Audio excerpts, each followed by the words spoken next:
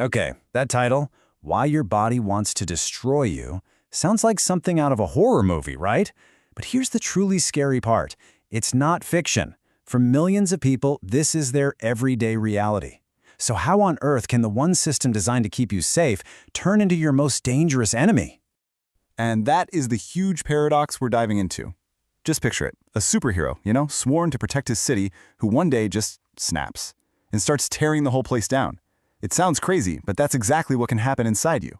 Because here's the thing, you have a guardian inside you.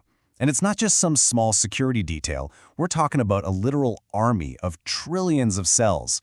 Their one and only mission, protecting you. They are everywhere, your blood, your skin, your gut, constantly on patrol, 24/7, ready to jump into action against any threat. So let's give this guardian its proper name. We're talking about the immune system.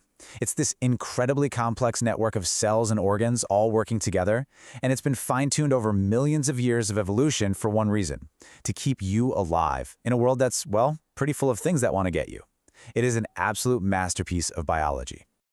Okay, to really get a handle on this, let's think of it this way. Imagine your body is a huge, bustling kingdom.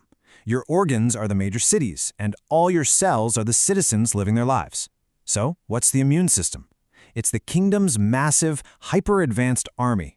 Its job is to patrol the borders and take out any and all invaders. Simple, right? Now, this army has one job that is more important than any other: telling the difference between friend and foe. Every single second, its soldiers have to make this call.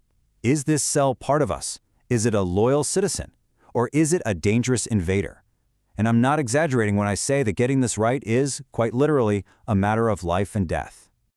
But this is where things can go horribly wrong. Because for all its brilliance, this system isn't perfect. So what happens when that perfect identification system fails? What happens when the guards can't tell a friend from an enemy anymore? What happens when the army turns against the very kingdom it's supposed to protect? It all comes down to a case of mistaken identity. But this isn't some simple mix-up. It's a catastrophic biological error. The Army's friend or foe programming just glitches. It takes one look at a perfectly healthy, loyal cell, one of your own cells, and suddenly it sees an enemy that has to be eliminated at all costs.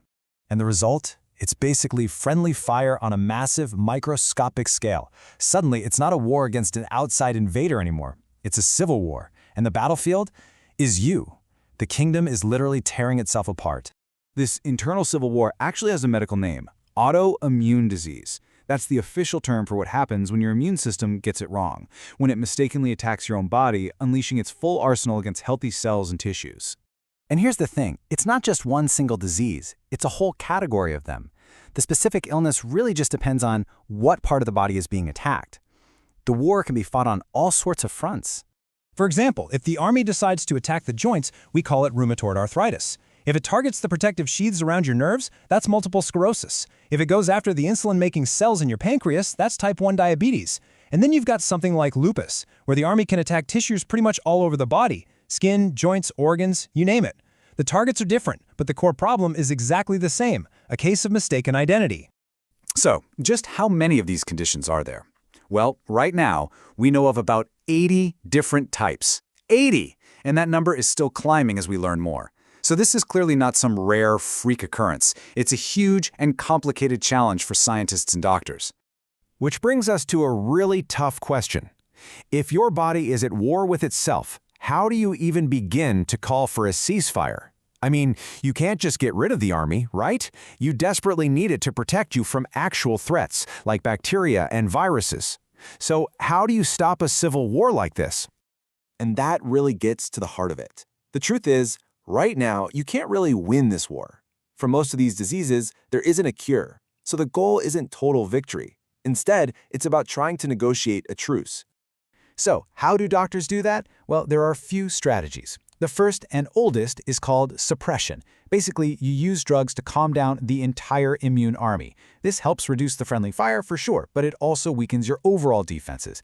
A newer, much more precise approach is modulation. Think of this like sending in a special ops team to target only the specific rogue soldiers causing all the trouble, leaving the rest of the army to do its job.